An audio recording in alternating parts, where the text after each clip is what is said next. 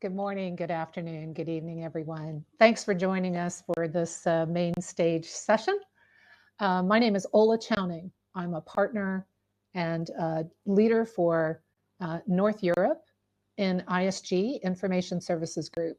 We are a technology research and advisory firm. So I talk to clients every day, enterprise clients, large clients, about their transformation to DevOps and all of the different reasons why those transformations and their ability to enjoy all of the benefits of DevOps uh, tend to be really impacted by their lack of a culture of continuous transformation. So when I think about continuous transformation and we talk to clients about continuous transformation, it's really the reason that it becomes really important for organizations is that change is coming at us constantly. And those changes are coming at us at all levels of the organization. So they're coming to leaders, they're coming into DevOps teams and functional teams, they're coming at us as individuals, and they're coming at us from external triggers. There are external influences that cause us to need to change. Maybe there are regulatory requirements, or our customers are needing something new, or there's a market or a competitive influence that that needs to be addressed. And by the way, let's not forget we have a lot of crises that are happening in a lot of our environments. So, you know, we've got cost pressures, we've got an economic environment that's not very good, we've got conflict that's happening as well. So we've got a lot of external things that are coming at us as individuals and as leaders and team members that require us to change and to respond. There's also a lot of things that are coming at us from internal or inside of our organizations, changing priorities, changing economic conditions, advances in ways of working, or new skills or new roles that we need to contemplate, changing architectures, changing technologies. There's just so many things that are coming at us every day. So that need for change and the need to address the things that are happening is pretty constant. But the biggest need for change really is around innovation.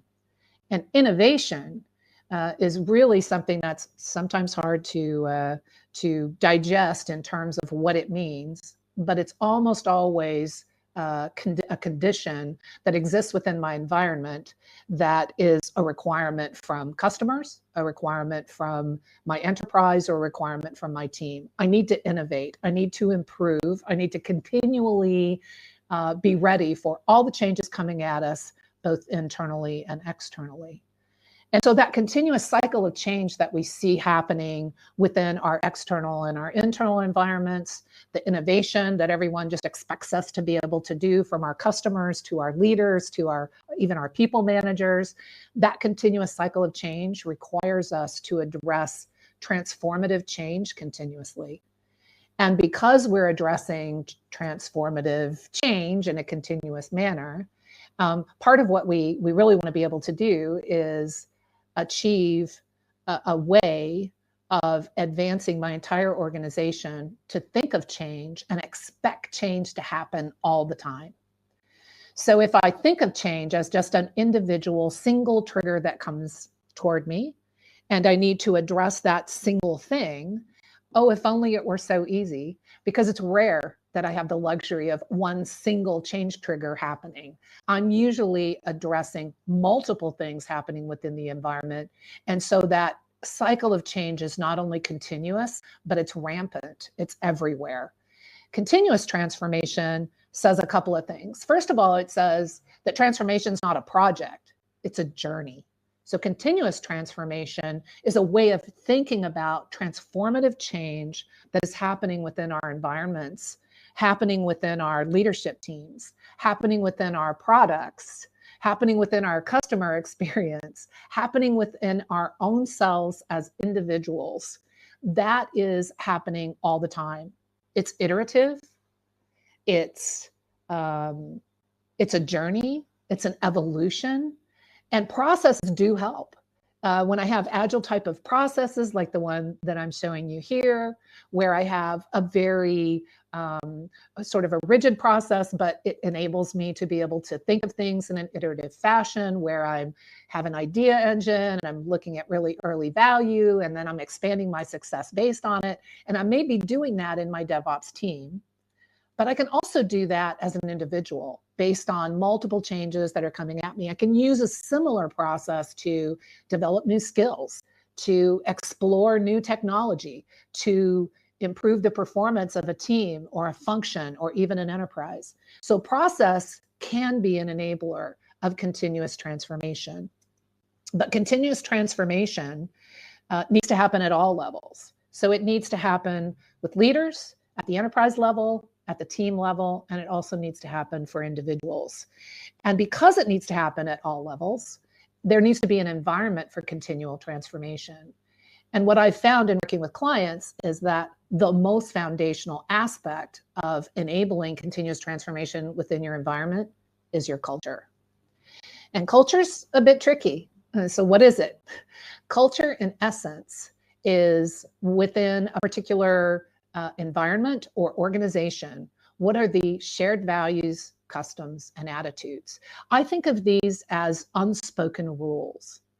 You could also think of them as well as habits that lead you to an expression of what your belief or your shared value might be. And it is typically manifested in behavior. And behavior is about how we act and how we react. But it's how we act and how we react at all levels of the organization. So as an individual, I can certainly do a lot to enable my own culture of continuous transformation in myself. And we'll talk about that a bit later. But it's really helpful if everything around me is also enabling that same culture. It gives me additional reasons, additional focus, and additional enablement to be able to continuously transform, improve, and innovate as an individual, similarly for a team, and of course, as an enterprise at the leadership level.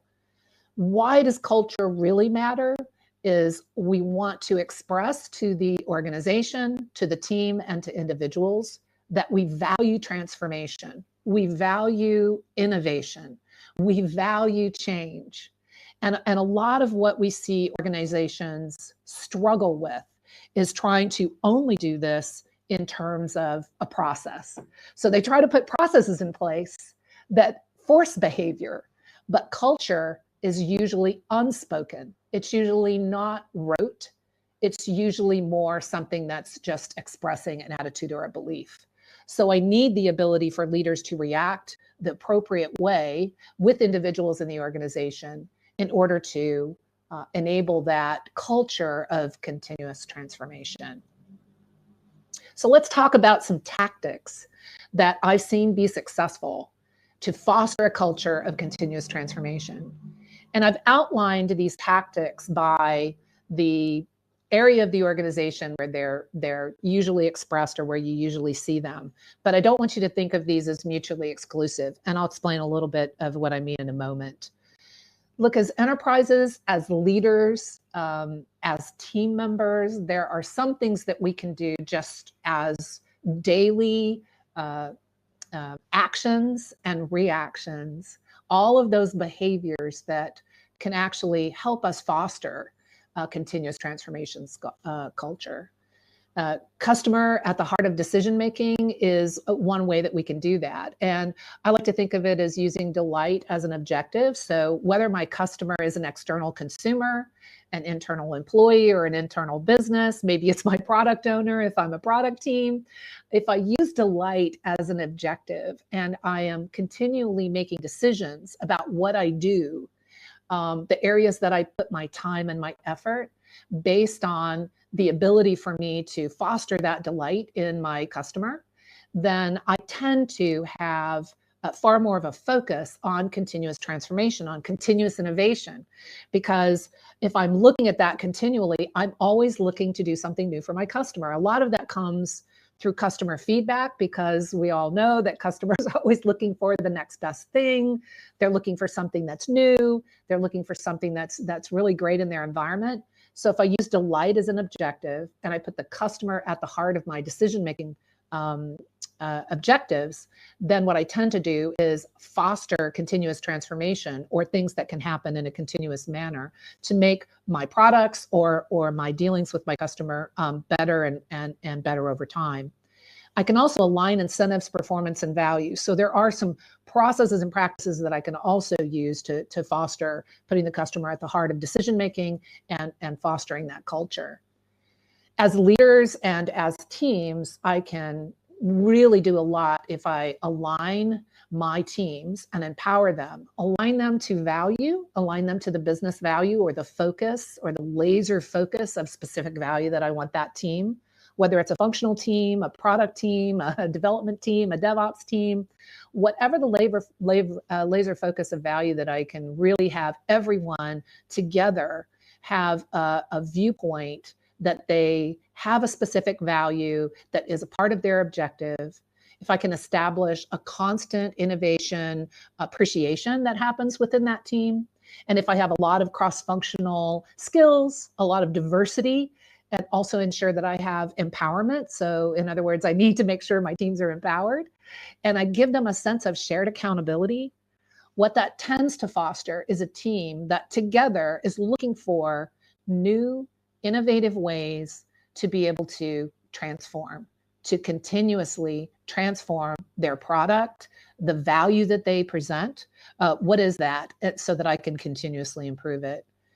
We need to make sure that innovation is embraced, particularly as leaders, establishing psychological safety. I've heard several of the sessions today talk about this, so I'm not going to belabor it, but a couple of the things you should know is a really big part of what we can do as leaders is to not only reward innovation when we see it and be comfortable with change and some degree of risk.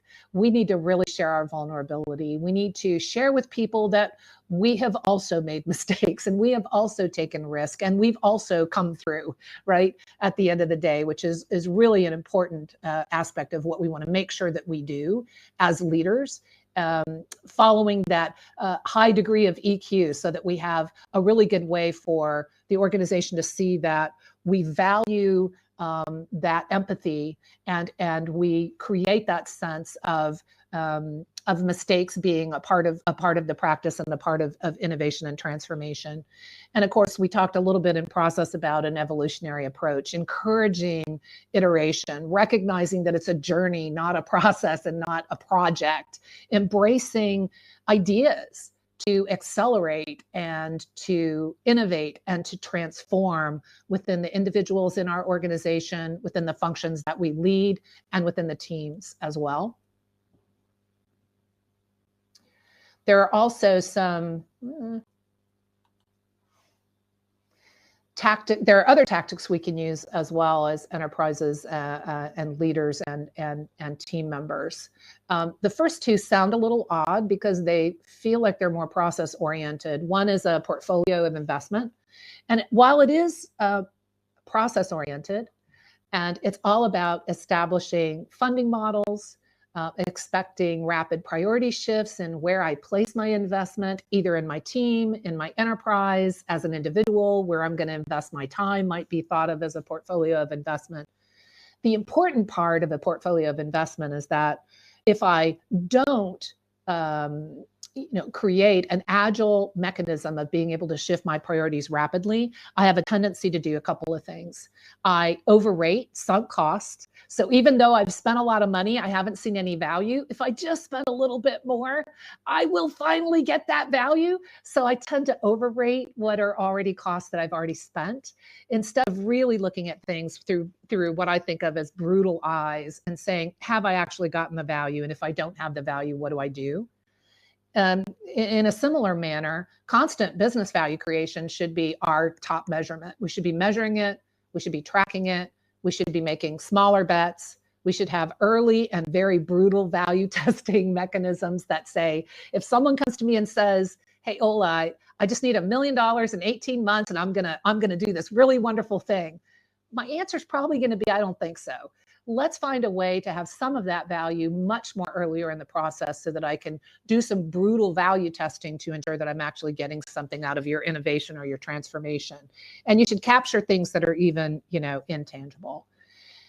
Unlocking the advantages that are already in your environment as a leader and as a team is really, I think, around a couple of things that are very critically important. One is to find and champion the innovators in your environment.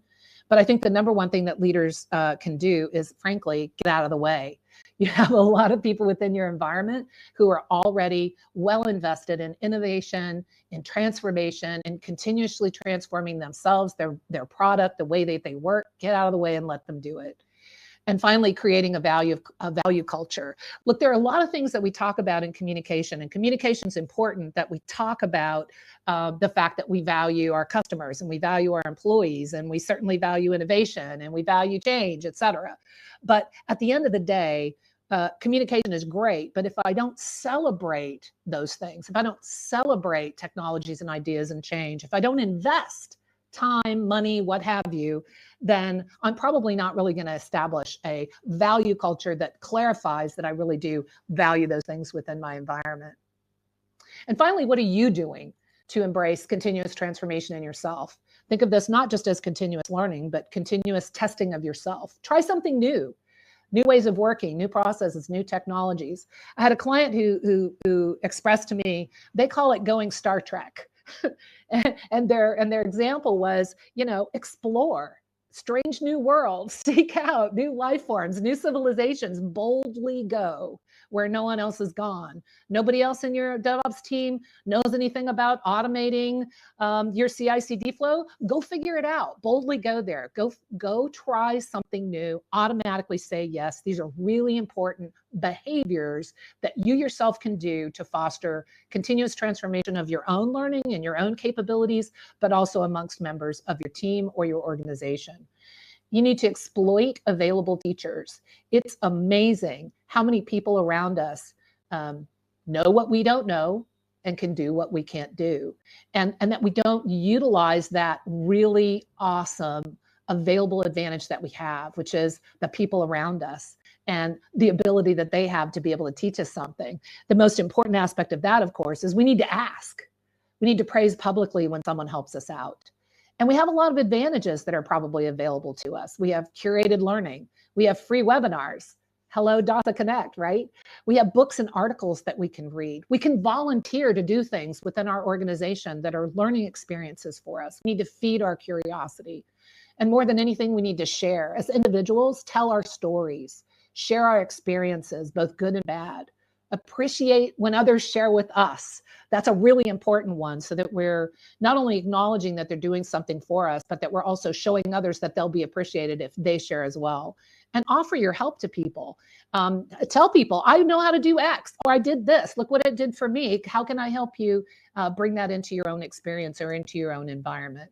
So continuous transformation is not just about what we do as organizations, as enterprises, as leaders, as individuals. It's how we can do that at all levels of the organization. And I'd just like to end with one of the things that Gene Kim said at a conference that I was at about 7 years ago. I'll never forget, because it was just so clear. And his real message was, just start. Don't plan it, just go do it. And there are some really easy, short-term, nobody needs to give you permission to do. If you're a leader, pare down one of your requirements into smaller, consumable portions. Be brutal with value testing. Create an award based on the best mistake in terms of lessons learned. I actually have a client who has, I think it's twice a year, a funniest mistake. The defect that was in the environment the longest before we found it, the workaround of a defect that's been in the environment the longest. So very funny things you can do. In the team area, you can create a special innovation sprint. You can also create sharing ceremonies for your team to share the best and worst results of what happened in your last iteration or your project. And as an individual, you can ask for help. You can share your capability with others, and you can explore different subjects. Exploration, I think, is probably one of the most important things we can do to foster our own continuous transformation. And remember, you don't need to ask permission to foster your own continuous transformation behaviors. You just need to start. So thank you very much for your time today. I am happy to take questions through LinkedIn if you want to shoot me a note, and I'll also stay on the chat for a while to take your questions there. But thank you so much for sharing your time with me today, and appreciate it, and hope you have enjoyed the conference and will enjoy the rest of your day. Thank you.